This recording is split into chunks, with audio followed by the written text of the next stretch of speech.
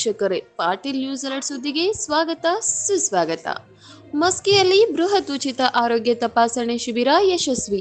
ಮಸ್ಕಿ ಪಟ್ಟಣದ ಶ್ರೀ ಭ್ರಮರಾಂಬ ಕಲ್ಯಾಣ ಮಂಟಪದಲ್ಲಿ ಕರ್ನಾಟಕ ರಾಜ್ಯ ಸರ್ಕಾರಿ ನೌಕರರ ಸಂಘ ತಾಲೂಕು ಶಾಖೆ ಮಸ್ಕಿ, ಜಿಲ್ಲಾ ಆರೋಗ್ಯ ಮತ್ತು ಕುಟುಂಬ ಕಲ್ಯಾಣ ಇಲಾಖೆ ರಾಯಚೂರು ಹಾಗೂ ವೈದೇಹಿ ಆಸ್ಪತ್ರೆ ಬೆಂಗಳೂರು ಇವರ ಸಂಯುಕ್ತಾಶ್ರಯದಲ್ಲಿ ತಾಲೂಕಿನ ಸಮಸ್ತ ಸರ್ಕಾರಿ ನೌಕರರಿಗೆ ಹಾಗೂ ಅವರ ಕುಟುಂಬದವರಿಗೆ ಬೃಹತ್ ಆರೋಗ್ಯ ತಪಾಸಣೆ ಶಿಬಿರ ಕಾರ್ಯಕ್ರಮಕ್ಕೆ ಉದ್ಘಾಟನೆಯನ್ನ ಶಾಸಕರಾದ ಆರ್ ಬಸನಗೌಡ ತುರಿವಾಳ್ ನೆರವೇರಿಸಿ ನಂತರ ಮಾತನಾಡುತ್ತಾ, ಪ್ರತಿಯೊಬ್ಬರು ಮೊದಲ ಆದ್ಯತೆಯನ್ನ ಆರೋಗ್ಯಕ್ಕೆ ಕೊಡಬೇಕು. ಆರೋಗ್ಯ ಸರಿಯಾಗಿದ್ರೆ ನಾವು ಏನ್ ಬೇಕಾದ್ರೂ ಆಗ್ಬೋದು, ಅದಕ್ಕೆ ಆರೋಗ್ಯವೇ ಭಾಗ್ಯ ಎನ್ನುವ ಗಾದೆ ಮಾತಿನಂತೆ ಇಂದು ಯಾರು ಉತ್ತಮ ಆರೋಗ್ಯವಂತರೋ ಅವರೇ ನಿಜವಾದ ಶ್ರೀಮಂತ. ಇಂದಿನ ಒತ್ತಡ ಜೀವನದಲ್ಲಿ ಆದಷ್ಟು ಯೋಗ ಧ್ಯಾನ ಮಾಡಬೇಕು ಎಂದು ಹೇಳಿದ್ರು. ಹಾಗೆ ದಿವಂಗತ ಶಂಕರಗೌಡ ಉಪನ್ಯಾಸಕರು ಅವರ ಪ್ರಥಮ ವರ್ಷದ ಪುಣ್ಯ ಸ್ಮರಣೆ ಅಂಗವಾಗಿ ಭಾವಚಿತ್ರಕ್ಕೆ ಎಲ್ಲ ಗಣ್ಯರು ಪುಷ್ಪ ಅರ್ಪಿಸಿ ನೆನೆಯುವ ಕ್ಷಣ ಕಂಡುಬಂತು. ನಂತರ ವೈದ್ಯ ಆಸ್ಪತ್ರೆ ಅಧಿಕಾರಿಗಳಾದ ಮಲ್ಲಿಕಾರ್ಜುನ್ ಹಚ್ಚೋಳಿ, ತಾಲೂಕು ಪಂಚಾಯತಿ ಇಒ ಅಮರೇಶ್ ಮಹಾಂತೇಶ್ ಮಸ್ಕಿ, ತಾಲೂಕು ನೌಕರರ ಸಂಘದ ಅಧ್ಯಕ್ಷರಾದ ಪಂಪಾಪತಿ ಹೂಗಾರ ಇನ್ನಿತರರು ಮಾತನಾಡಿದ್ರು. ಈ ಸಂದರ್ಭದಲ್ಲಿ ಗ್ಯಾರಂಟಿ ಸಮಿತಿ ಅಧ್ಯಕ್ಷ ಮೆಹಬೂಬ್ ಸಾಬಾ, ಬಸನಗೌಡ ಪೊಲೀಸ್ ಪಾಟೀಲ್, ಪ್ರಾಥಮಿಕ ಶಾಲಾ ಶಿಕ್ಷಕರ ಸಂಘದ ತಾಲೂಕು ಅಧ್ಯಕ್ಷರಾದ ಮಂಜುನಾಥ್ ಹಾಲಪುರ, ನೌಕರರ ಸಂಘದ ಪ್ರಧಾನ ಕಾರ್ಯದರ್ಶಿ ಚನ್ನವೀರ ಜೋತನ, ನೀರಾವರಿ ಇಲಾಖೆ ಅಧಿಕಾರಿಗಳಾದ ದಾವೂದ್ ಸಾಬ್, ತಾಲೂಕು ಎನ್ಪಿಎಸ್ ಅಧ್ಯಕ್ಷ ಪ್ರಶಾಂತ್ ಗೌಡ್ ಪಾಟೀಲ್ ಹಾಗೂ ಹಿರಿಯ ವೈದ್ಯರು ಮತ್ತು ತಾಲೂಕು ನೌಕರರು ಈ ಕಾರ್ಯಕ್ರಮದಲ್ಲಿ ಭಾಗಿಯಾಗಿ ಯಶಸ್ವಿಗೊಳಿಸಿದರು. ಮಸ್ಕಿ ತಾಲೂಕಿನ ನೌಕರ ಸಂಘವನ್ನು ಮೊಟ್ಟ ಮೊದಲು ಕ್ರಿಯಾಶೀಲವಾಗಿ ಕಟ್ಟಿಕೊಳ್ಳುವಂತ ನಿಟ್ಟಿನಲ್ಲಿ ತಮ್ಮದೇ ಆಗಿರತಕ್ಕಂಥ ಪಾತ್ರವನ್ನ ವಹಿಸಿ ಇಲ್ಲಿಂದ ದೂರವಾಗಿರುವಂತ ನಮ್ಮ ನಿಮ್ಮೆಲ್ಲರ ನೆಚ್ಚಿನ ದಿವಂಗತರಾಗಿರ್ತಕ್ಕಂಥ ಶಂಕರಗೌಡ ಕರಡ್ಕಲ್ ಅವರನ್ನ ನಾವು ಯಾವತ್ತೂ ಕೂಡ ಸ್ಮರಣೆಗೆ ತಂದುಕೊಳ್ಳಬೇಕು. ಅವಿರೋಧವಾಗಿ ಸಂಘಗಳನ್ನ ಕಟ್ಟುವುದರ ಮುಖಾಂತರ ಯಾವ ರೀತಿಯಾಗಿ ಸಮಾಜದಲ್ಲಿ ಆರೋಗ್ಯಕರವಾಗಿ ನೌಕರರ ಸಂಘಗಳನ್ನ ಕಟ್ಟಿಕೊಳ್ಳಬೇಕು ಎನ್ನುವಂತ ಒಂದು ತಿಳುವಳಿಕೆಯನ್ನ ನಮ್ಮೆಲ್ಲರ ಮನಸ್ಸಿನಲ್ಲಿ ಸಾರುವುದರ ಮುಖಾಂತರ ತಮ್ಮದೇ ಆಗಿರ್ತಕ್ಕಂಥ ಪಾತ್ರ ವಹಿಸಿರುವಂತ ದಿವಂಗತ ಶಂಕರಗೌಡ ಅವರ ಪಾತ್ರ ಇದಾಗಿದೆ.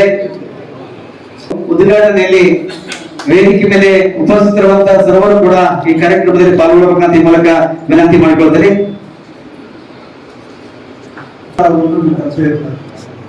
ಪ್ರತಿಯೊಬ್ಬ ಮನುಷ್ಯ ಯಾರು ಒಂದು ಕಾರ್ಯ ಇರಬೇಕಾಗೋದಿಲ್ಲ. ಹಾಗಾಗಿ ಮೊದಲು ನಾವು ನಮ್ಮ ಆರೋಗ್ಯವನ್ನ ಕಾಪಾಡಿಕೊಳ್ಳುವ ನಿಟ್ಟಿನಲ್ಲಿ ಸಾಕಬೇಕಾಗಿದೆ. ಯಾಕಂದ್ರೆ ನಾವು ಆರೋಗ್ಯವಾಗಿ ಚೆನ್ನಾಗಿದ್ರೆ ಮಾತ್ರ ಏನಾದ್ರು ಮಾಡಲಿಕ್ಕೆ ಸಾಧ್ಯ. ಆರೋಗ್ಯವಾಗಿ ಇರ್ಲಿಲ್ಲ ಅಂದ್ರೆ ನಾವು ಎಷ್ಟು ಮುಂದಿದ್ರು ಕೂಡ ಅದು ಮತ್ತೆ ಇದಕ್ಕೆ ಕಲಿಸ್ತದೆ ನಮ್ಮನ್ನು.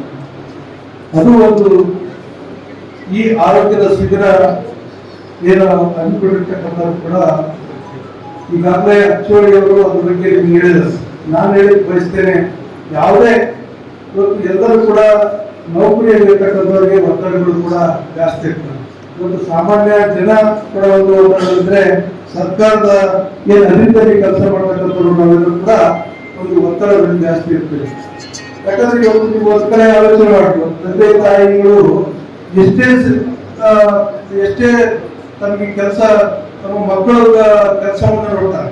ಇವತ್ತು ಅವ್ರು ಎಷ್ಟೇ ಒತ್ತಡಗಳಿರ್ತಾರೆ ತಂದೆ ತಾಯಿಗಳಿಗೆ, ಬಹಳಷ್ಟು ಒತ್ತಡಗಳಿದ್ರು ಕೂಡ ತಮ್ಮ ತಂದೆ ತಾಯಿಗಳಿಗೆ ಇವತ್ತು ಆರೋಗ್ಯವಾಗಿ ತಮ್ಮ ಮಕ್ಕಳು ಇವತ್ತು ಒಳ್ಳೆಯದಾಗಬೇಕು, ವಿದ್ಯಾವಂತರಾಗಬೇಕು, ಕೆಲಸಕ್ಕೆ ಹೋಗ್ಬೇಕು, ಇಲ್ಲಂದ್ರೆ ರೈತರಾದ್ರು ಕೂಡ ಅವರು ಒಳ್ಳೆ ಬದುಕನ್ನು ಕಟ್ಟಬೇಕು, ಹೆಸರನ್ನು ತರಬೇಕು, ಗೌರವದಿಂದ ಬದುಕಬೇಕು ಅನ್ನುವಂಥದ್ದು ಇವತ್ತು ತಂದೆ ತಾಯಿಗಳ ಒಂದು ಜವಾಬ್ದಾರಿ. ನೀವೇನೇ ಕಾರ್ಯಕ್ರಮವನ್ನು ಮಾಡಿ, ಏನೇ ಕಾರ್ಯಕ್ರಮವನ್ನು ಮಾಡಿ, ಬಟ್ ಈ ಕಾರ್ಯಕ್ರಮ ಏನಿದೆಯಲ್ಲ ಇದರ ಮಹತ್ವ ತಿಳಿದವರಿಗೆ ಗೊತ್ತು. ಬಲ್ಲವಲ್ಲೇ ಬೆಲ್ಲ, ಬೆಲ್ಲದ ರುಚಿ ಅಂತಕ್ಕಂಥ ಇವತ್ತಿನ ಮಾಡತಕ್ಕಂಥ ಕಾರ್ಯ ಸರ್ಕಾರ ಈಗ ಕರ್ನಾಟಕದ ಪ್ರತಿಯೊಂದು ತಾಲೂಕಿಗೆ ಮಾದರಿ.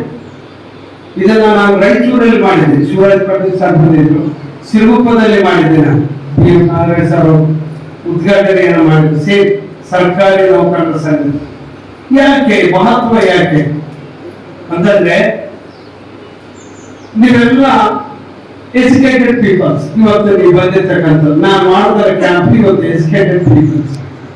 ನಾನು ಸಾಮಾನ್ಯವಾಗಿ ಕಾಮನ್ ಪೀಪಲ್ಸ್ಗೆ ಕ್ಯಾಂಪ್ ಅನ್ನ ಮಾಡ್ತೇವೆ, ಬಡವರಿಗೆ, ಗೊತ್ತಿದ್ದವರಿಗೆ, ದೂರದ ಸೂಪರ್ ಸ್ಪೆಸಿಲಿಟಿ ಅಂದ್ರೆ ಏನಂತ ಗೊತ್ತಿದ್ದವರಿಗೆ ನಾನು ಆರೋಗ್ಯ ಕಾರ್ಯಕ್ರಮವನ್ನು ಮಾಡ್ತಕ್ಕಂಥ. ಆದ್ರೆ ಮಸ್ಕಿ ಸರ್ಕಾರಿ ನೌಕರರ ಸಂಘದವ್ರು ಏನ್ ಮಾಡಿದ್ರು, ಶಿವಶಂಕರಗೌಡರವರ ಪುಣ್ಯ ಸ್ಮರಣಾರ್ಥವಾಗಿ ಒಂದು ಸತ್ಪಾತ್ರಕ್ಕೆ ಸಲ್ಲಿಸುವಂತ ಒಂದು ಒಳ್ಳೆ ನೋಡೋದಕ್ಕೆ ಒಂದಲ್ಲಿ ಕೆಲಸ ಮಾಡೋದು, ನಾವಾಗಿ ನೀವಾಗಿ ಈ ತರ ಆಫೀಸಲ್ಲಿ ಕೆಲಸ ಮಾಡೋದಿಲ್ಲ. ಒಂದಲ್ಲಿ ಕೆಲಸ ಮಾಡುವಂತ ವ್ಯಕ್ತಿ ಕೂಡ ಅವರಿಗೆ ಪದೇ ಪದೇ ಜ್ವರ ಬಂದಾಗ ನಾವು ಮಲೇರಿಯಾ ಟೆಸ್ಟ್ ಮಾಡಿಸಿದ್ವಿ, ಟೈಫಾಯ್ಡ್ ಟೆಸ್ಟ್ ಮಾಡಿಸಿದ್ವಿ, ಏನೆಲ್ಲ ಟೆಸ್ಟ್ಗಳು ಬೇಕು ನಮ್ಮ ಲೋಕಲ್ ಹಾಸ್ಪಿಟಲ್ ಅಲ್ಲಿ ಎಲ್ಲಾನು ಟೆಸ್ಟ್ ಮಾಡಿಸಿದ್ವಿ. ಎಲ್ಲಾನು ಕೂಡ ನೆಗೆಟಿವ್, ಏನೇನು ಸಮಸ್ಯೆ ಇಲ್ಲ. ಬಟ್ ಅದೇ ಒಂದು ಒಬ್ಬ ಎಕ್ಸ್ಪೀರಿಯನ್ಸ್ ಡಾಕ್ಟರ್ ಏನ್ ಹೇಳಿದ್ರು, ಸುಮ್ಮನೆ ಒಂದ್ಸಲ ಕಿದ್ವಾಯಿ ಹಾಸ್ಪಿಟಲ್ ಹೋಗ್ಬನ್ನಿ ಅಂತ ಹೇಳಿದ್ರು. ಹೋದಾಗ ಅಲ್ಲಿ ಬ್ಲಡ್ ಟೆಸ್ಟ್ ಮಾಡಿಸಿದ್ರೆ ಕ್ಯಾನ್ಸರ್ ಇದೆ.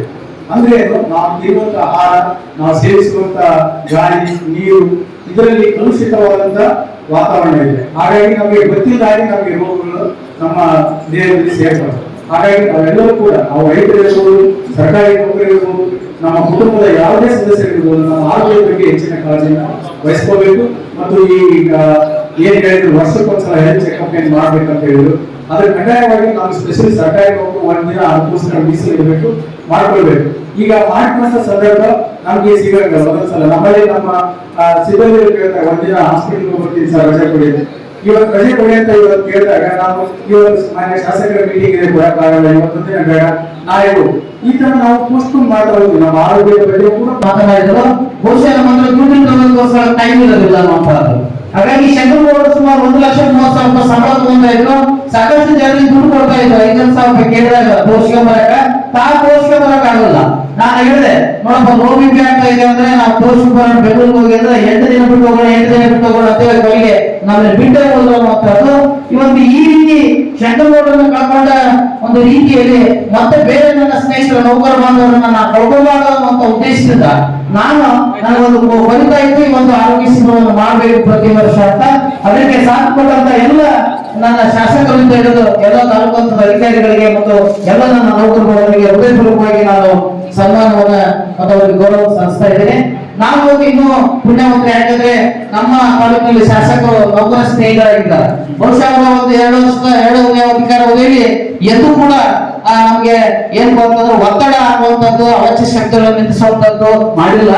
ನೌಕರನ್ನು ಅತ್ಯಂತ ಗೌರವವಾಗಿ ಕಾಣುವಂತದ್ದನ್ನು ನಾವು ಮಾಡ್ತಾ ಇದ್ದೇವೆ. ಹಾಗಾಗಿ ಎಲ್ಲರ ನಾವು ಅತ್ಯಂತ ಅವರಿಗೆ ಅಭಿನಂದನೆ ಸಲ್ಲಿಸ್ತಾರೆ.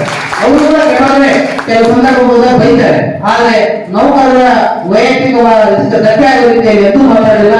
ಮತ್ತೆ ನಮಗೂ ಕೂಡ ಸದಾಕಾಲ ಬೆಂಬಲ ಆಗಿದ್ದಾರೆ ಅವರಿಗೆ ಮತ್ತು ಎಲ್ಲ ಕಾರ್ಯಕ್ರಮ ಕಾಣಿಸಿದಂತೆ ಅಧಿಕಾರಿ ವರ್ಗದವರಿಗೆ, ಆನಂತರ ವೈದ್ಯ ಸಿಬ್ಬಂದಿ ವರ್ಗದವರಿಗೆ ಮತ್ತು ತಾಲೂಕಾ ಆರೋಗ್ಯ. ಆದ್ರೆ ನಿನ್ನ ದೇಹವನ್ನ ಹೀಗಳಿರಬೇಡ. ನೀ ಜಪಿಸುವಾಗ ತಾರಕದ ಮಂತ್ರ ನನ್ನ ಪಾಡಿಗೆ ತಾನು ದುಡಿಯುವುದು ಈ ಯಂತ್ರ.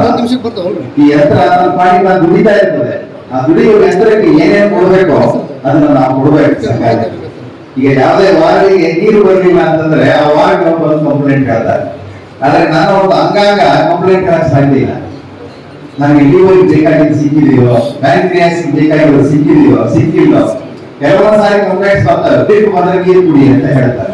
ಅದಕ್ಕೆ ಯಾವ್ದಾದ್ರು ಅಂಗಾಂಗಕ್ಕೆ ಸಿಗ್ಬೇಕಾದಂತ ಪೌಷ್ಟಿಕಾಂಶ ಸಿಗ್ಲಿಲ್ಲ ಅಂದ್ರೆ ಅದು ನನ್ನಿಂದಾನೆ ಸ್ಟ್ರೈಕ್ ಮಾಡಕ್ ಆಗಲ್ಲ. ಆದ್ರೆ ಆಹಾರ ಪದ್ಧತಿಯನ್ನ ನಾನು ತಿಳಿದುಕೊಂಡ್ರೆ, ಆಹಾರದಲ್ಲಿ ಬ್ಯಾಲೆನ್ಸ್ಡ್ ಫುಡ್ ಅಂತಾರೆ. ನಾನು ಒಂದು ದಾಡಿ ತುಂಬಾ ಅನ್ನ ಉಣ್ತೀನಿ ಅನ್ನೋದು 5 ನಿಮಿಷಗಳಲ್ಲ, ಅವ್ರಿಗೆ ನೆರವೇರಿಸ್ಕೊಡ್ತಾ ಇದ್ದೇನೆ.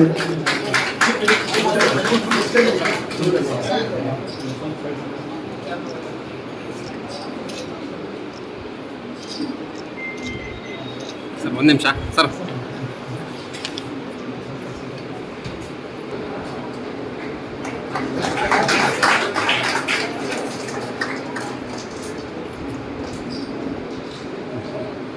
Sir sir sir